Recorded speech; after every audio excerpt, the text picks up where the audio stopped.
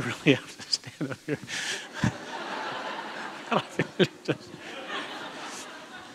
How's this?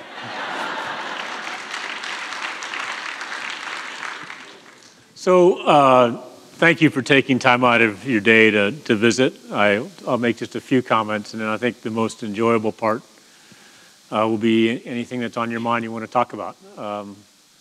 So I've decided that during this first 12 months as the Chancellor that I will visit each of 23 campuses. I said that in a moment of deep thinking and reflection. So by the end of February, we'd done one. And then you start thinking that, July and August, there aren't students around, so those months are out. So I've decided I'm going to do Chico on New Year's Eve next year, or the end of this year. I've heard about the south side of the campus. I'm telling the campuses at the front end, so this is you, that I'm doing the best ones first, so I can compare the others. And then when I get to the middle, I'm going to have to say, I'm following sort of that bell-shaped curve, and we're doing the best ones in the middle. And of course, the ones at the end, you see where this is going, right? Saving the best for last. But Cal State system, everybody's good looking and everybody's above average.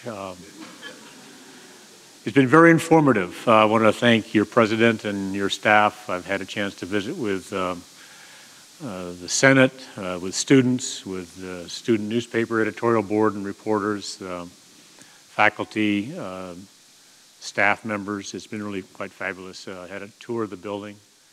I brought the Long Beach weather pattern with us. That's why it's been so nice for you. Campus is beautiful.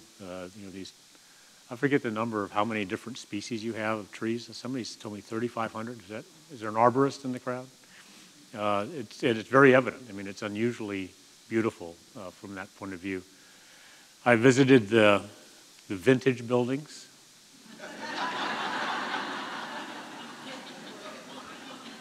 You're kind of close to Napa, so I got the marketing down, right? And then your brand new buildings. And, every campus, you think about a system that really got birthed in a big way in the 50s, 60s, and 70s. There's a lot of construction going on then. And I must say, the staff here have done a fabulous job in maintaining these old buildings. The campus really is beautiful. You may not realize it because you're here all the time, but compared to other places I get to visit, there's something special here. So my hat's off to your folks that work on the grounds, take care of the buildings. I know there's serious issues. Yeah, I agree.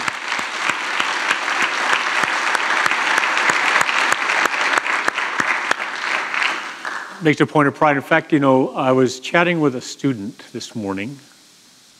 What is he studying? Doesn't really matter.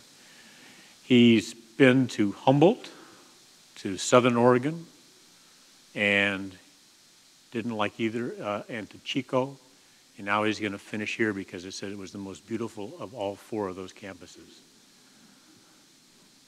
Now this kid obviously is finding his way, maybe sight impaired, I don't know, but he was very, very happy, felt very welcomed here, as all the students I've chatted with. So thank you for welcoming me here.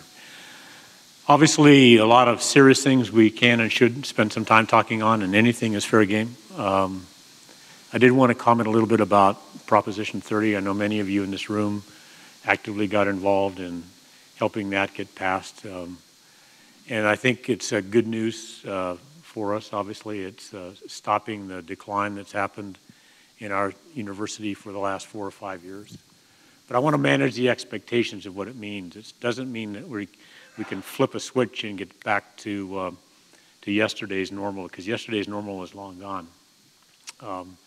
Without boring you on a lot of numbers, because I don't know them precisely, but let's remember that in the last 4 or 5 years, we lost $1 billion in state support. It's with B, $1 billion.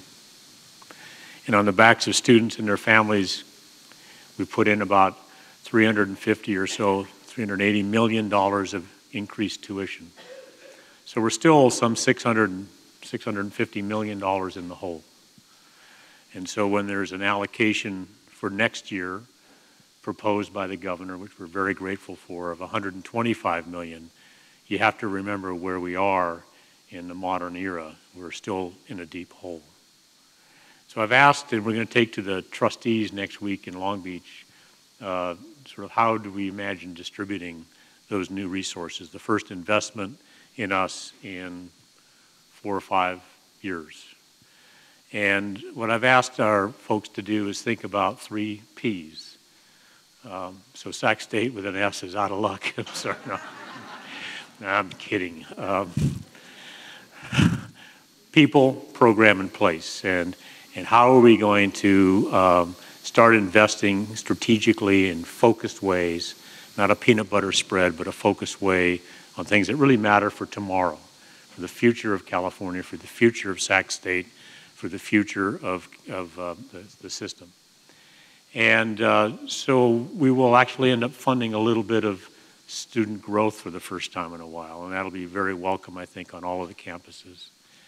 And then a campus like Sacramento State, who's chosen to grow their funded enrollment by just a small amount, 1.2% or so, will also be able to compete for some resources on student success. Because what we need to do at the back end of this investment is to stand up in the political process and the public at large and say, for the first time in many years, we've had the resources to invest in Cal State University. And as a consequence of that investment, here's how we're doing things better. Here's the more access. Here's what we've done with quality. We have to have some metrics to point out that it just wasn't throwing money at us and everything stays the same. And I feel very strongly about that because I'm looking to the 9th inning here, and we're sort of in the 2nd inning of this game. And the next time around, which will come right upon us, is if we don't demonstrate some movement of some metric that matters to California's future, graduation rates, access, number of thises or that's, then it'll be very hard a year from now to have the conversation about the next installment of investment. So let's not lose track of a collective responsibility to use these resources very wisely and very strategically. I think also, you know, each of you in this room, from a compensation point of view, it's not been a very happy time since 2007 or 2008. And I hope to be able to do something about compensation again. I want to manage expectations. If we are able to put resources into compensation, it goes into a pool. This is where I get very naive because I don't know the process, but you know, through the organized units, we'll have a conversation about how to actually use those resources wisely. But I tip of my hat to each of you to have continued to do excellent work, even though it's been a pretty tough economy. It tells me a bit about your heart, a little bit about your passion and commitment to our students and our future in California. But it hasn't just been hard at Sac State. It's been hard in the University of California where I was. It's been hard, you know, I was living in inland Southern California, and you don't know what hard is until you know what 15 or 17% unemployment is and a college going rate of 19%. I mean, there's parts of California that this economy has been very, very unkind to, and it's nice to see it coming back in every sector, but there's still places that are suffering. So all I wanted to say about Prop 30 is thank you for your advocacy, your help. We have a lot to do. We have to use these resources wisely, and I'll look to you for helping make that so. I'll also say that to our students that it's a chance to not raise tuition, and those of you that keep track of all this stuff, you know that we raised tuition back in the fall and had to give it back, which was a good problem, I guess, certainly for the students and their families. We don't plan to raise tuition at all next year as long as the governor's budget recommendation holds. The process, though, is to get through the May revision of the governor's budget, so they look at, you know, income stuff and all that, and then to also prevail in the political side of things because the legislature has to agree with the governor to make this investment. And so those of you who are inclined to advocacy about why this matters for California, your voice needs to be heard down or up the street, whatever the right direction is from campus to the State House. But, you know, we're not done. And there's a lot of things in California that are seeking resources, and we're one of the few that got some resources in the governor's budget. So there is a political piece to this yet to go. But if it holds, which we're hopeful that we'll be able to make that case, then it'll be good news for all of us as employees, but also good news for our students and their families.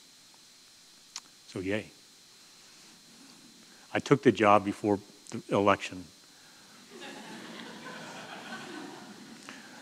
So I was willing to do it no matter what happened there, but it would have been a different conversation had it not passed.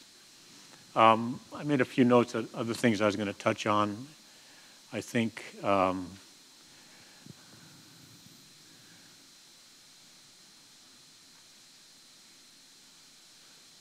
the other thing to mention is on dollars, and then we'll just open it up for conversation, is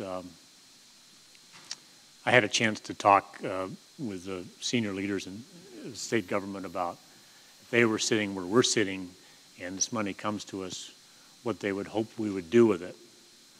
And so we said, not the yacht and not all the fancy stuff. They are looking for performance because the needs of California for our publicly educated students are so great. And the other thing is the idea of restore is sort of dead on arrival. That if we wanted to go there and make the case to restore things back to the way they used to be, it's not going to have legs in the conversation in the halls of the Capitol. And so very clear advice that this is the new reality that we're working in, a new set point, if you will. People call it the new normal. And we're not going to go back. Our job is to try and stay where we are, make the case, bring value, find ways to use technology and other innovative ways, create some public-private partnerships for resources, ways we haven't done it before. Because just to go to Sacramento and ask for more and more and more over the years isn't going to work. And we don't want to raise tuition inappropriately for our students and their families. So the idea of restoring things, people say, well, let's go back to the good old days. Hate to tell you, for our students today, these are the good old days, right? And we just have to make sure that we are worthy stewards of both public and private dollars. So let me stop there, and again, thank you for your time. And I think, Monica, are you going to answer the hard questions and give me the easy ones, or how are you going to do this? To come up to the microphone and direct your questions from the microphone. All right, thank you for being here, Chancellor White. It's great to see you. I'm glad you're having this forum. I just had two broad questions. And I also, a lot of my colleagues and I believe that it was a very important gesture that you made when you accepted the position to take a voluntary pay cut amidst all the large executive salaries and the fee increases that hurt our students and things. So we all appreciate that too. That was an important gesture. But my two questions are kind of broad. One would be, what's the difference, in your view, between managing the 23 campus public university system and managing a corporation or a big business? And my other question would be, what are your views on the importance of a broad liberal arts general education for our students? We are a large organization, and there are business things that we have to be mindful of. I think we also have to recognize that education isn't sort of a commodity, and that we get rid of our loss leaders and and just have things that are profits. So we're not driven by money in that sense, or profit for shareholders, which a large corporation would be. In many respects, we're driven by the shareholders of California. If you think about who actually is responsible for us, who's built the buildings and paid the salaries and so on and so forth, paid for the grounds, it's the public of California who, through their taxes year in, year out, over decades of time, have paid for us. And so our shareholders are them. We work for California. And so that leads us then to make sure that our instructional programs and our research programs and our outreach and engagement with the community is adding value to the shareholders. Otherwise, if we were a corporation, we'd be, take off the heads and get in a new leadership and get rid of your lost leaders. And so these all the sciences, because they're expensive, would go. So we're very different from that point of view. But we have to have best business practices. So what are some of the things I'm thinking about? Well, we're going to, You know, we buy a lot, if you think about this, across the entire system, we buy a lot of sheets in residence halls, a lot of beds, a lot of computers, a lot of laptops. Why don't we go together, a lot of pieces of paper, I guess. Why don't we do some shared purchasing, procurement, and lower the per unit cost by getting everybody together, including perhaps in some places the University of California. You know, between Berkeley and San Francisco, they went together on purchasing and they're saving $80 million a year. And the first thing is, well, if you have joint purchasing and I need something, God, it's going to take a month to get it or a week to get it, and I need it tomorrow. Guess what? And part of the RFP process was, with these companies, was order today, shows up tomorrow.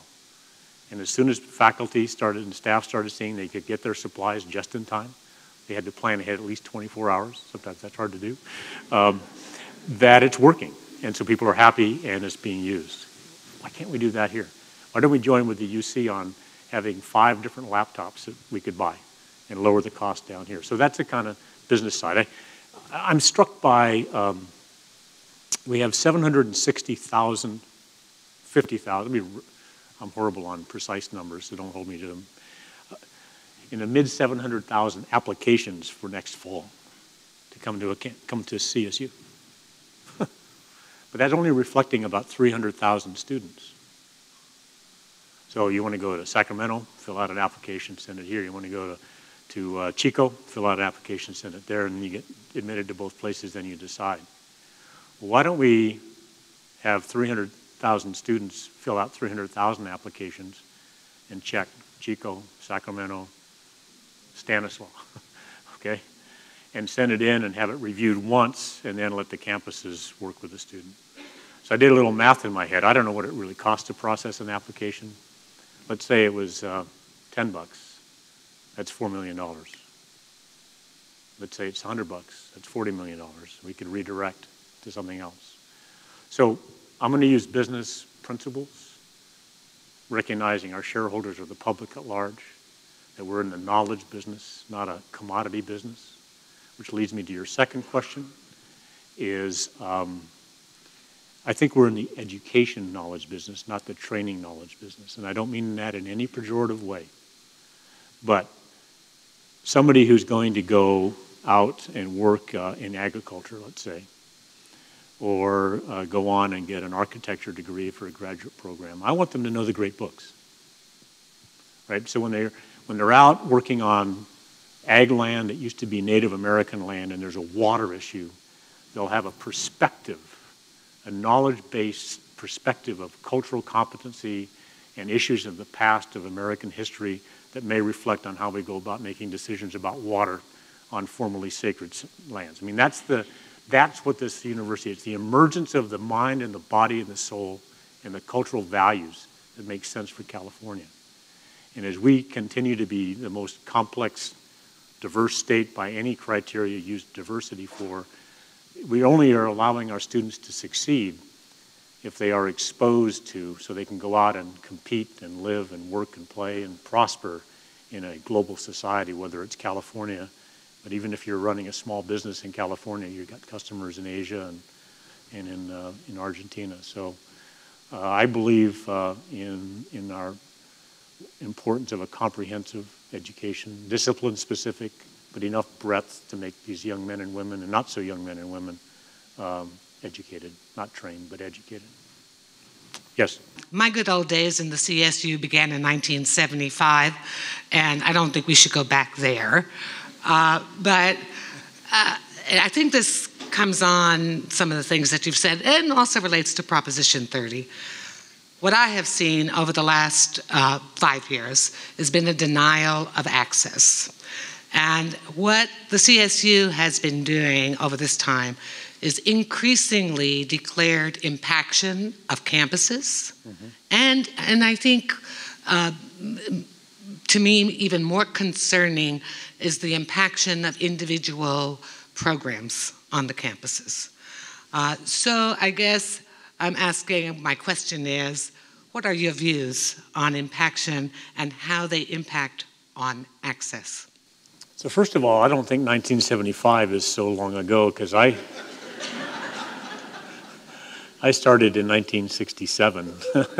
So, God, that is a long time ago. So no matter what we're talking about resources. I don't think any of the impacted campuses or programs on campuses that declare impaction are saying we don't want more students. They're saying we can't serve with high quality any more students. And what's happening in these programs that are full is that it's hard to get the classes you need when you need them. So time to graduation takes a while. I mean, if you just think about this in a very simplistic way, if a student has to go another term or another year because to get their courses, there's the out-of-pocket costs for that year, plus the loss if they're going to go into the workforce, plus the loss of income. So you can say that an added year is probably worth $35,000 to $45,000 to that student and her family. So we have a moral obligation to not be the reason that's happening. But if you didn't allow impaction to happen, what would happen would be even less access. Access isn't just being admitted. It's being admitted and getting into the courses in the right time and having a robust learning experience when you're in those courses. And so it's kind of false promise if you bring somebody into Sacramento State if it was impacted. I don't know, are you impacted? Programs are. And then say, just kidding, you can't study what you came here for. So I think it's an unfortunate reality and one that I would like to find resources to solve the problem. Can we use technology interfaced with faculty in a different way to get people to high quality learning environments and through quicker? Probably a little bit. Can we use online things from the outside? Probably a little bit. Can we get more resources from Sacramento? Probably a little bit. Will we ultimately raise tuition again? Probably a little bit. And so you think about things in multiple ways, and pretty soon it actually will start making a difference. But I just think it's a very tough time. It actually helps us make the case about why resources matter, because you've seen these numbers. For every dollar invested, it's $4.5 or $5 return. I mean, all the economic, the social justice issues. But it's not fair to bring somebody in and then not give them timely access. And I think that's the dilemma. It's a great question. Yes. Chancellor, it's good to see you again. Thank you. Nice to see you too. Many of my colleagues in this room, 4 years ago, we experienced a 10% cut in our pay. It's my understanding that there may be some considerations regarding a memorandum of understanding that perhaps the governor or perhaps from the previous administration regarding our health care and benefits. I think I can speak for everyone in this room that we don't want to see another decrease in our pay. And any changes in the present healthcare configuration, benefit package, or contribution that we have to make into that will represent a cut in pay. So right. I don't know how you feel about that. I'm not trying to put you on the spot about it, but I do. Oh, you're not? No. Darn, I missed that spot. But I do want to take an opportunity to at least express our concern about that. I think I can speak for everyone in this room who's an employee. Yeah. Let me just say I got it. I don't want to cut salaries either. And if we get in a tough bind in the future, we'll have to have a conversation about whether we each sacrifice a little bit in order to keep more people on the payroll, or we reduce the payroll and keep the pay the same. That's not in the short term here. Now we're a bit of an outlier, and I'm just learning all of the moving parts here, so don't hold me down to details, but I come to learn that we're an outlier in terms of how much the university pays for health insurance versus you and now me as an employee pays compared to other California entities. So there's a little bit of a target on us to say, why are you different than the rest? Now, there's some explanations, and I don't know them all, but I've heard them said to me a couple times. I'm starting to figure them out, that we were treated differently in the last handful of years, and so it makes sense for us to be this way. Other agencies where it's more 80-20 rather than 95-5 on health insurance actually had, bumps in pay along the way when we were flat or going down. So I'm going to take a holistic view of fairness to our employees, long-term employees dedicated to our mission and to our campuses. If we ever needed to move in order, because of the circumstances we live in, to change that ratio, it's going to have to be when we're actually being able to provide compensation increases to help pay for the cost of that. You wouldn't be very happy if I said, I need you to put $5 more into insurance, but I'm going to give you a pay raise of $1. You're down $4. But if I'm able to say I'm going to give you $5 more to your salary, but I need you to put $1 into health care, you can say, well, okay, right? And so I think that's the reality of how, if we need to change, we move forward. But I'm still analyzing this, but I'm very alert to the issue. I know at the University of California during my 5 years there, we started paying for the first time in 20 years into the retirement program. And it was 4 or 5%, and it went to 6 or 7, and it went to 9, and salaries were flat. And so that's a 4 or 5% cut, 5%, not of the salary, but those dollars are a cut in pay. So I got it, and I appreciate you raising it, and I'll be very thoughtful. And I think one of the things you'll find about me is if we have to make hard decisions, you're all going to know the value-based principle of why we're doing that. There's not going to be arbitrary decisions, and people say, well, why? And I'll just say, it doesn't matter. I mean, it's not going to be the case. It's going to be that I'll explain through various communication channels, these are the moving parts, these were our choices, these are the pressures we felt. I consulted with staff, I consulted with faculty and with Senate and trustees, and this is the direction. And on our core values, this is why it makes sense for us to move in this direction. And it may not be something that, is good for me as an employee or for you as an employee, but it may be good for the future of the enterprise. And if I can't explain that, then we won't do it. But if I can explain it, other people may have come to a different decision, but at least they'll know the basis, the value-based basis, the principle on which I make the tough decisions. Open communication will be very important. Open communication, you're right. And consultation, but when you're as big as we are, we could spend the rest of our living life consulting each other. So I'm going to try. I haven't figured out how best to communicate yet, but certainly being on campuses is a nice way to start building a relationship, and I take your point. Yes? Where do you see the role of research for the CSU? I think it's integral. I don't come from the school where you have teaching over here and research over here. I come from the perspective that it's integrated. And I know we don't have the primary research mission in California. That belongs to UC. We don't have the PhD students, which are the large engines of inquiry and creativeness that drive a research programs. But I want our faculty to be scholars and teachers. I want our students to be exposed to somebody who's thinking about the emerging directions of their field, of their discipline. So our students are getting contemporary knowledge. They're just not getting textbook knowledge, which if you think about it, it's got published in the journals 6 years ago, made it into a textbook, and now in the 3rd edition, they changed 5 words in a certain section. So that's about 8 or 10 years old by the time. That's not good for our students. They should know that there's something exciting happening and moving the needle of dogma from here to here in this field, so they're aware of that. And the only way faculty can do that is if they are teacher scholars. And I know there's a range of activities that some are really great in teaching and don't do a lot of scholarship. Others have the ability or maybe have funding to do some scholarship. And I think between all of us, we cover the bases.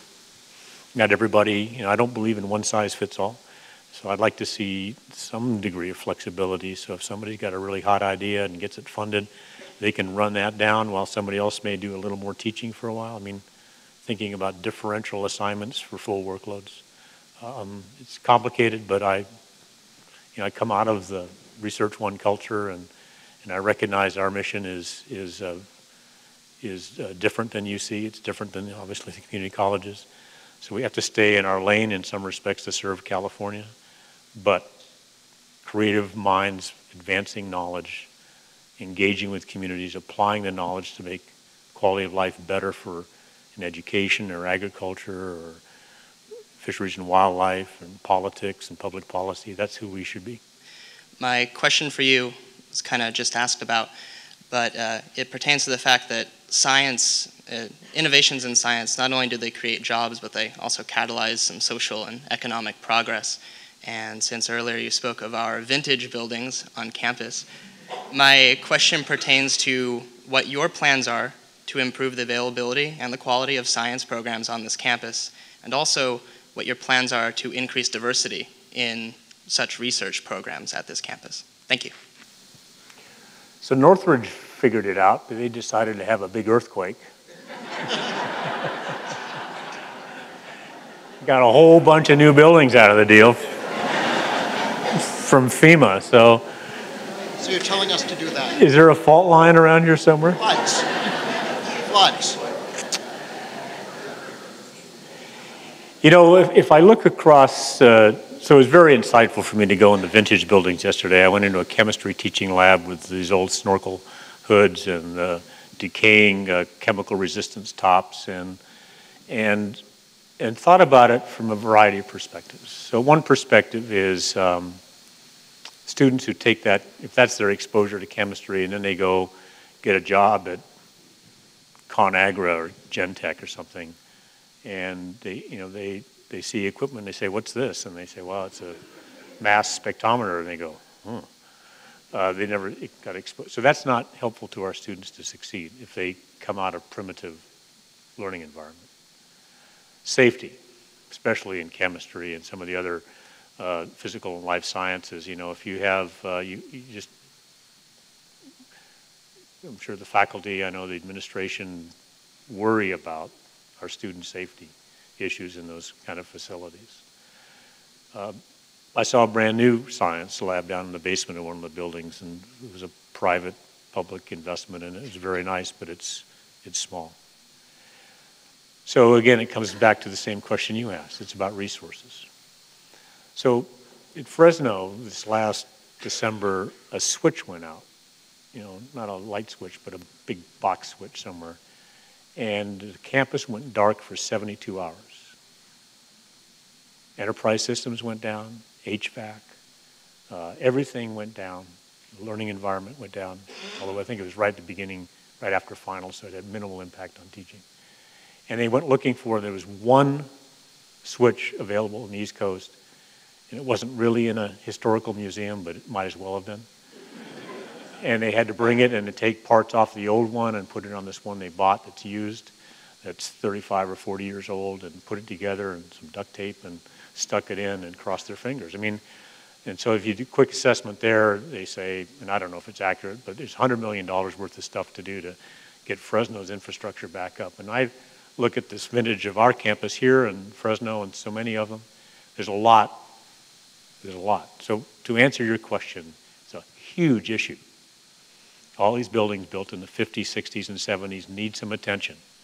Some probably need to come down, but others need major retrofits of the HVAC system and of the air handling systems and the technology of the way we communicate, teach, and learn today. Is there a will today for the state to do major bonding? No. Can we start working on that and testing the political realities of that, the financial realities, and pitch it as a jobs bill? I think, you know, Cal State University infrastructure probably needs at least $2 billion of attention today. You know, there's the unglamorous stuff of roofs, but there's the plumbing and, you know, the old house thing. So we're going to be working on that, because to just cross our fingers and hope we don't have a building go offline or somebody get hurt because of an old building is something that we have to do, and we can't be hesitant because of the size of the problem. But this deferred maintenance issues really is big. And so, you know, as the economy continues to grow again in California, we can get some legs about this being a jobs bill with how many hundreds of thousands of electrical workers and craftsmen and craftswomen, architects to help rebuild the infrastructure of California's great engine of California State University, I think we'll have a chance. I'm certainly going to push it. Whether I'll be successful or not is up to others to decide, but I'd like you just to think about it and help me think of ways to be clever and strategic. There may be partnerships with certain companies here. You know, they have a vested interest in our graduates. And so I just picked on Genentech because it's not too far from here, but you know, maybe we could talk with them. The chemistry folks here could talk to them and say, hey, you're hiring, 100 graduates a year. If you want them to be ready, better prepared to get into your workplace, why don't you help us renovate our laboratories? And we'll put your name up there, right? So then Fredericks of Hollywood will come along and say, I want my name. I want my name on a building, and then we have a problem. But I think, are there public-private partnerships? Is there a jobs bill? Is there some other way? We can't just sit back and hope nothing happens. We know it will. And if something serious happens and a campus goes down or a part of campus goes down, that's just not good for anybody. Thanks for the question.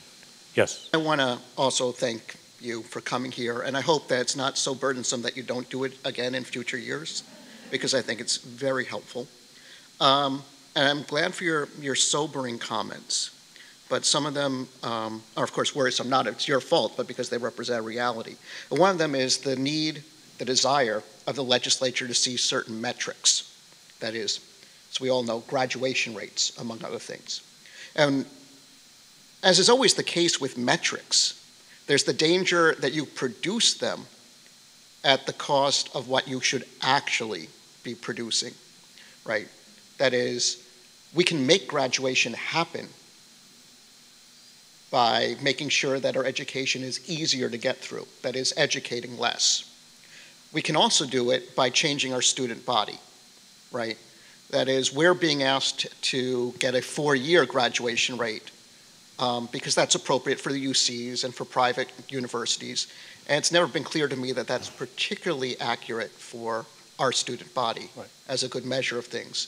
So I wanted to know, in terms of the fact that we need to produce such metrics, how do you see us doing so while still maintaining the mission, the particular character, and the education for the students that we want to offer? Yeah, very thoughtful question. I suppose manipulating the data is off the table. No, it's always on the table. That's why I'm worried.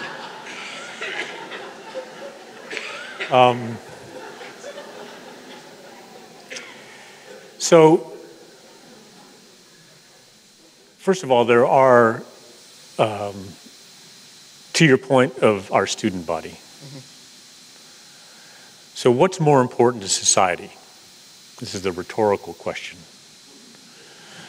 The 18, 19, 20-something who comes out of Orinda's high schools, went to summer camps in science, comes here and gets through in 3.5 or 4 years and goes on and gets a PhD at Harvard. Or a 35-year-old single parent working a job and a half, raising 3 young kids, who says, when I'm 50, I want to have a degree so I can finish my life and leave a nest egg. Which one's more important to society? That's a false dichotomy. We don't have to answer it. They're both important, right? And to both families, but perhaps the second one, the impact of a degree in terms of their social mobility is more than somebody who comes out of opportunity and privilege and does a little bit better versus somebody who's not had the opportunity, has all the talent in the world, just has not had a chance to express it.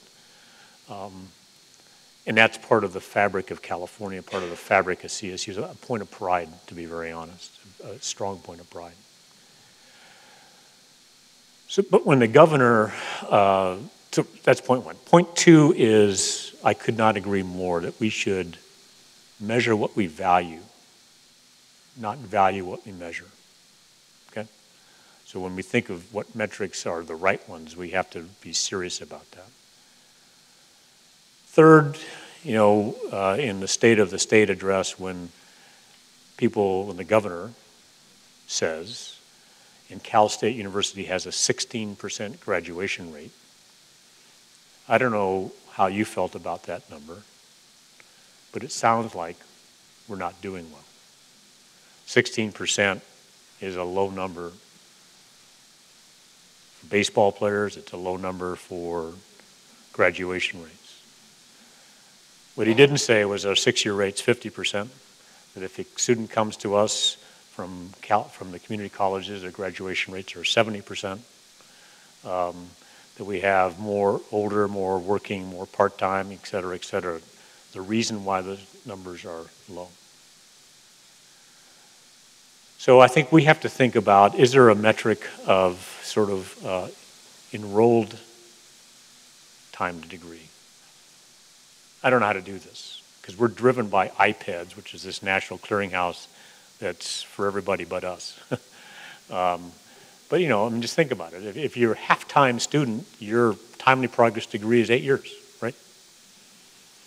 Or if you start here and transfer, and go somewhere else and finish your degree, you're not a failure, but for us, it's a failure, right? So there's something about this data set that smart minds need to come around. We need to be able to tell our story in ways that stick.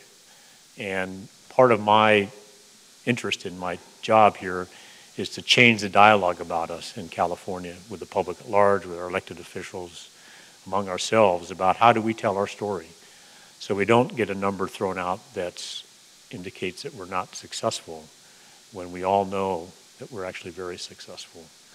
It's a big task. But we also,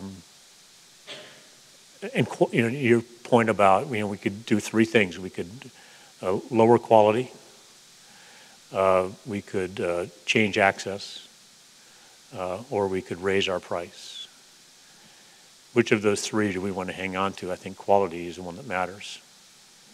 And it has degraded in the last 4 or 5 years. So we're vulnerable there. UC is vulnerable as well. I mean, I spoke about this a lot in the UC. I think if we say quality should stay high and solid, then how do we then work on the other pieces? But we won't be successful in the public dollar piece if we don't move our metrics. And finally, I would say there's significant gaps. So we're actually moving graduation rate up, from what I've been told. And we have a goal by 2016, and I can't remember what the number is, but we're on track to meet that. But there's gaps between African American and Latino and Asian and Caucasian and Native American students. Those gaps don't need to be there. And so our progress may be that we say we're going to focus on getting rid of those gaps. That's usually student support, academic support for those students. Our first generation students, may be doing less well than students who've got siblings who went ahead of them and can kind of tell them how to navigate. So we have our work cut out for us. I'm not lost on the point. It's a very important one, but we can't be in isolation of the realities. Thank you. Yeah. I need good data to tell the story, and I actually like the chance to be able to tell the story of Cal State. Thank you. Thank you for, I'm recognizing you for taking your 10% composition package reduction. And I got 2 questions for you. The first one regarding is, where do you stand on Governor Brown's incentive unit cap? His what? Governor Brown's incentive unit cap proposal, where students who take more than a certain amount of units will have to pay for their own tuition out of pocket. And the second one being, would you support an oil severance tax if proposed by the legislature in order to create a sustainable funding for the CSU? Thank you. And what's the next question?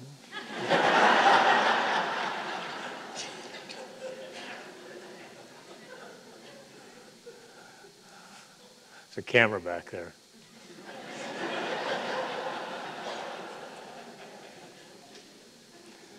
So let me try and answer the second question first, and then the first question last, just to throw you off. So the oil severance tax, I think, I've seen that we are either the only state or one of the few states that don't tax. And there's big business that pushes back on that, and understandably. because if you tax them, that either, decreases the profit margin, would raise prices of oil, gasoline, et cetera. If there was a tax, I mean, let's be honest, it gets passed through to us as consumers. Is there something there, and if it got tagged to education in a way that couldn't get reallocated, and it wasn't supplanting? In other words, we get a new dollar from an oil tax, and now there's a current dollar taken away and used for social services, equally worthy.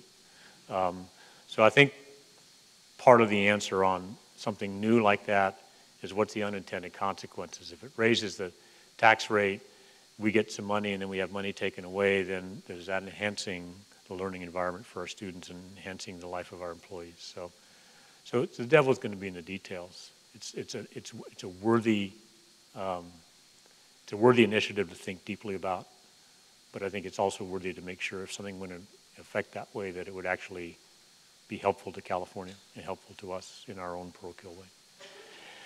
So the notion of caps, the trustees just have made it degrees are to be 120 credits semester, 180 quarter, and not everybody's happy about that, but there's a reason for doing that. The governor's idea is there's a reason for doing that. There was discussion of super senior taxes, repeat taxes and things like that. There's reasons to do that. And the reason is that community, that there's the individual piece of, gosh, I'm in school and this is good for me and I'm going to go try a different major and so on and so forth, and I'm going to be 120, 130, 140 credits, and then I'm going to, finally graduate at, 145.